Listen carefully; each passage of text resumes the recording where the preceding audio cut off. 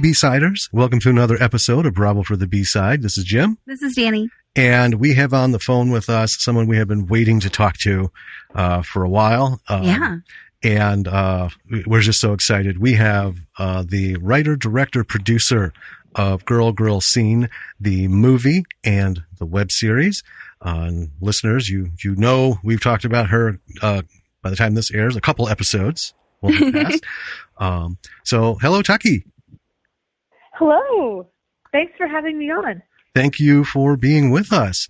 We're really excited to talk to you. Oh, I'm excited to talk to you.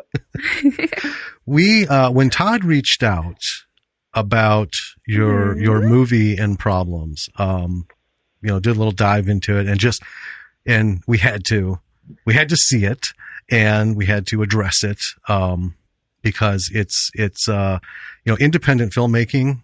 There's enough. It's hard enough already. And then for someone to complete a project and then after all of that misery and headache to have to deal with the trolling and everything, it's we're just really glad that he came to us with that and we were able to talk about it. Well, he's amazing. He's doing really great work. So Todd Kennedy is the best. He seems like a really busy man. Yeah, he is. Oh man, he sure is. Well, he's a hard worker. Let's just jump right into this. And sure. So as we had told listeners before, Girl Scene, the movie was the evolution of your web series. And we've talked to a couple of people who've done web series and then evolved into a film. So what brought you to do the web series to begin with? Well, actually, I don't think of it so much as a web series. What happened is we started it 10 years ago, and there was no word for what it was because there weren't any streaming services. So actually, I think of it as like a regular television series that's on Netflix or Amazon, like Stranger Things or Ozark or any of those streaming series. So, like, I think when I hear web series, I think of like 5-minute episodes. These were full-on 30 to 40-minute things. That's true. So, so I mean, you can still call it a web series. I just, it's just people can kind of get confused. But anyway, this was like a real series, and we started it just because. I mean, I started it because I knew there was an opening for a content that needed to be filled, and this is what people were looking for, and it was something that I really wanted to do and really wanted to make. So I said, hey, let's make it. And we had less than $0 budget when we started. If you watch the first episode, you can tell. I mean, we put our hearts into it, but I mean, it's just barely a camera for the first 2 or 3 episodes, and it took off and it got successful. So gradually we were able to up production quality. Well, that's awesome. And we have what you see now. Yeah. Yeah. I know web series is a hard term to get away from because a lot of things debut there. But like I said, there wasn't really the level of platforms and the things that we have now, because we did note Girl Scene, the series, is also on Amazon. And and I hope it's catching its audience. Oh yeah, the series did great.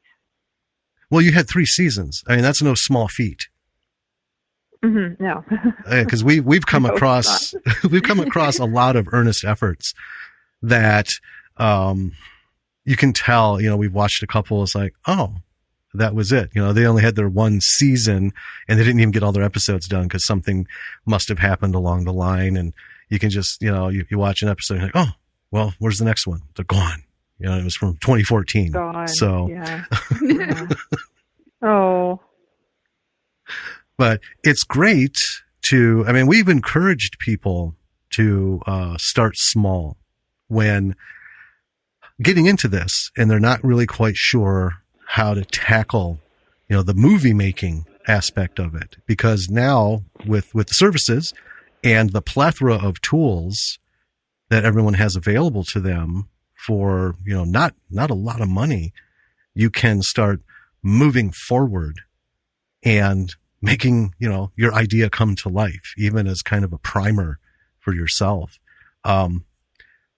Shooting your series, what kinds of things did you learn the hard way that helped you with the film? Oh, the hard way. Okay, I learned. Well, we're getting heavy right away, aren't we? Yeah. What I learned is that the people who are up to no good are the nicest people in the world. And, that's the reason they get away with it, is that they're so nice. And so you've got to protect yourself. You've got to insulate yourself. And as soon as you get the idea that maybe someone isn't headed in the right direction or isn't fully on board, it's time to, have a high quality no, and say, okay, I think it's time for you to, go home, and, good luck and everything. And we're just going to keep going ahead. And that's part of it. And the other thing is, in terms of advice, is everybody wants to give you advice. And I'm a woman, and, women like men like giving women advice a lot. And so I don't know what it's like to be a man. Maybe male filmmakers get a lot of advice. I don't know, but a lot of people want to tell you what to do. But I think what you need to do is, you do need advice, but it needs to be advice that you seek out. And you need to seek out successful people and ask them for their advice. And the thing is, a really successful person is going to want to help you out. They will want to make the time for you. And the other way to learn is by being around those successful people and saying, hey, I want to come work for you. I'll come work for you for free just so I can learn stuff. That's the other way to learn things. So don't take unsolicited advice, but do seek it out, and do seek out to learn as much as you can to experience. I like that. That's beautifully put. As we interviewed Eric Schumacher, and he occasionally mentors people coming into the industry as time permits. And he's super serious about trying to help people who come to him. And, he doesn't actively go out and just start attacking people with advice. So that fits right exactly what you said. Right. And the people who know stuff don't do that. The people who know stuff hold back. Exactly. And I was thinking about some things that he said, and then now hearing you say it, I can't help but think that somebody who's successful and can be really helpful is too busy to be bugging you with unsolicited advice. So that's kind of a signal that, this guy hasn't knocked on my door. He must be busy because he must know what's going on. Maybe I'll go ask him. Right. Yeah. But also, when you are successful, you appreciate it when somebody comes to you and says, hey, how do I do this? You're like, oh, good. Someone's going to listen, and I can help somebody out. Yeah, I think in the creative community, and just in the creative community especially, people who are successful in it want to see other people be successful. Of course, right. That's another thing. Successful people, they encourage the growth in others. They're not trying to keep it all for themselves. They want to spread the wealth. Yeah. Indeed. That's kind of why we're not super successful. But we love doing this podcast because it's been nice as time's gone on to hear that people listen to our podcast and took a bit of advice, and to get a quick note through Twitter, a DM or something that, hey, you know what? I flipped my camera on or my phone on, set it in front of the couch, and I did a monologue, and it was terrible, but I felt so good doing it finally, and those first baby steps, because that's really what it's all about. Baby steps. What kinds of, what's got you into this? What was your little stepping path to creating like this? Well, I had always wanted to be an actress because everybody wants to, be in movies and television and stuff. And that's something I just always wanted to do since I was about 4 years old. And then once I was about 14, I wanted to become a writer. And so that kind of became my focus in school. And then I kind of realized you can't make any money doing either of those. And so I studied journalism and meteorology, and I hosted the morning show and did the weather for the morning show here for a little bit. And that was kind of like my way of performing and of giving something to the world, like writing and contributing. And it was artistic in its own way, and you could make money. But then all of a sudden somebody made a movie here, and it was like, what? And I auditioned, and there were 2 lead parts, a man and a woman, and I got the female lead. And it was actually a terrible experience, but when you love something, you want to keep going. So then I made another movie. It was Dead Moon Rising, and it was a huge hit. And after that, I had to keep going with it. And so there weren't a lot of opportunities, and I was sort of at the mercy of people who were directors and people who were making films, and it was up to them whether I was going to succeed or not. And I decided to change that around, and I was going to make my own success. So that's why I started Girl Scene, and I was lucky enough that people liked it. It was the right thing at the right time, and everybody jumped on board. And I was really overwhelmed and tremendously surprised by the love I received for making it. And I'm really grateful for the love I received for making it. It's just been such a blessing in my life over these past years.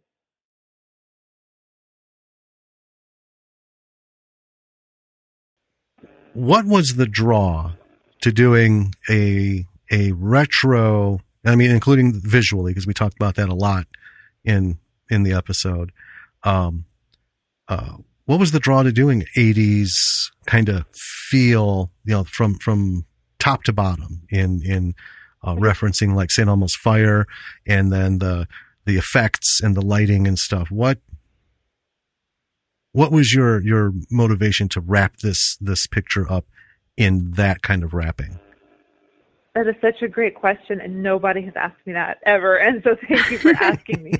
The motivation was one night, it was my friend's birthday, and he said what he wanted to do was watch The Breakfast Club. And I was like, okay, I have about 3 copies. So we put one in. And basically what had happened is Girl Scene had just been this huge hit on Amazon, the series. And I was like, obviously the next thing I had to do was make a movie or another season of it. And I had no inspiration whatsoever. Nothing. I couldn't come up with anything. If you don't have the inspiration, you just can't do it. It's just nothing. Nothing was there. But then we watched The Breakfast Club, and I was like, oh, okay, that's it. That's the answer. John Hughes.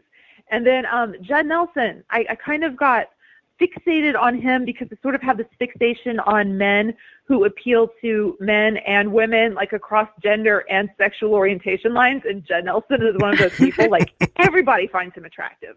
Everyone. And then so I was like, I had to see every Judd Nelson movie.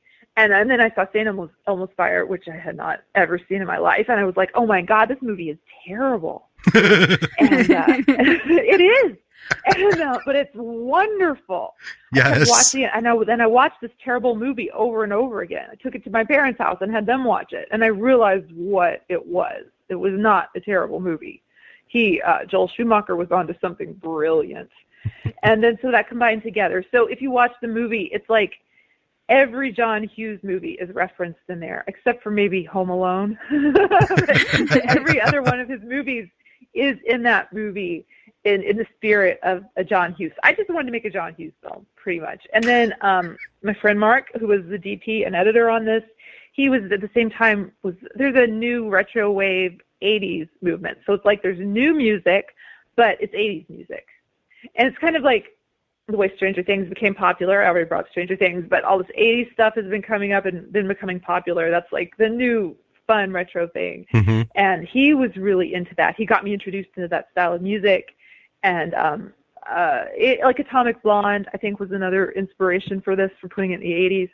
And so we were both on the same page with that. So we said, let's go for it. And I listened to your show before, and you said so many wonderful things about the movie, but one of the things that meant the most to me is that nobody knew how hard it was to write that terrible dialogue. I want some more credit for that, because I think people just listen to it, go, oh, it must have been so easy to write that terrible dialogue. No, do you know how hard that was? Because you're sitting there at the computer cringing, and you go, oh God, do I really say that? That is so painful. That is just, oh my God, that's such an obvious hack joke. And you're like, no, you have to do it. You have to go there. You have to write this terrible, terrible 80s dialogue. And I think the trick to that, to writing bad dialogue, is just well, I mean, it has to be good at being bad, which I don't know how. I think I pulled that off, and I don't know how. But the other thing is through terrible dialogue, you have to truly convey emotion and emotional content and what these characters are going through. Yes. I hope I did that. I think you did. Oh, yeah.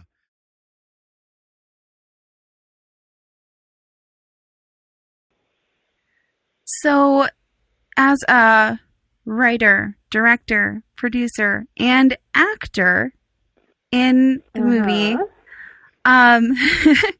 that's a lot of hats to wear. Yeah. So, I know that from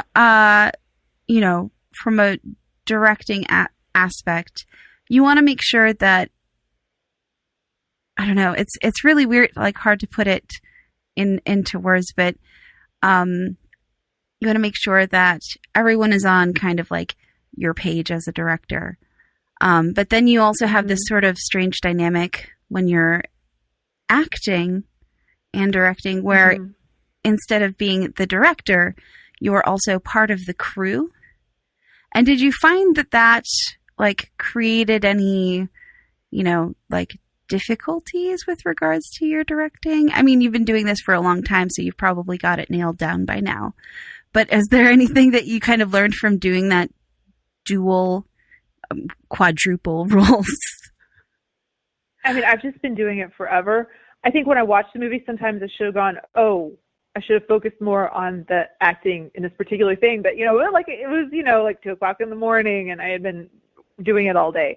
But the way I set up the schedule was that my character could walk into a scene at any time. So, we'd be shooting all day, but maybe I'd only do 1 or 2 scenes in a day. But that was every single day, so that I didn't have to fly people back and forth. That I was able to schedule things a lot more easily. So it was like I was always dressed and always ready to go and ready to jump into a scene. And so, maybe that helped that I was always in character. And then, like you said, I'm just used to it. I mean, this has been going on forever, that I just go in and out and in and out. And I would love to stay in character full time, and I kind of do to a certain extent. But you just have to be able to turn on a dime and go all of a sudden into a really just change your just turn. Yeah, I guess I have gotten good at turning it on and off really quickly. Yeah. I don't know. I have to think about that more. One thing I just want to ask, because we've had this come up the last few times we've spoken with somebody about a production manager. Did you set up your shoots and scheduling, or did you have someone doing that for you? Of course I did. Anybody else would mess it up. I mean, if people just don't know how to do it. So I had to set up everything. All the girls, like for the second shoot weekend, they all arrived from different cities at the same time. And like someone finally noticed, they were like, hey, wait, we all got here at the same time. They're like, did you do that? I'm like, yeah, I did that. I think a lot of people take for granted how hard it is to set stuff up. So, I mean, there was never like a moment where someone's time wasn't being utilized fully. Yeah, because I mean that would have taken production a lot longer if people were just sitting around not doing anything. So every actress, I mean, it was always her scene anytime she was here. I mean, I found out like Ryan was in my bathroom for like an hour while we saw a scene, and I was like, oh damn. But hey, that was like the only time that happened.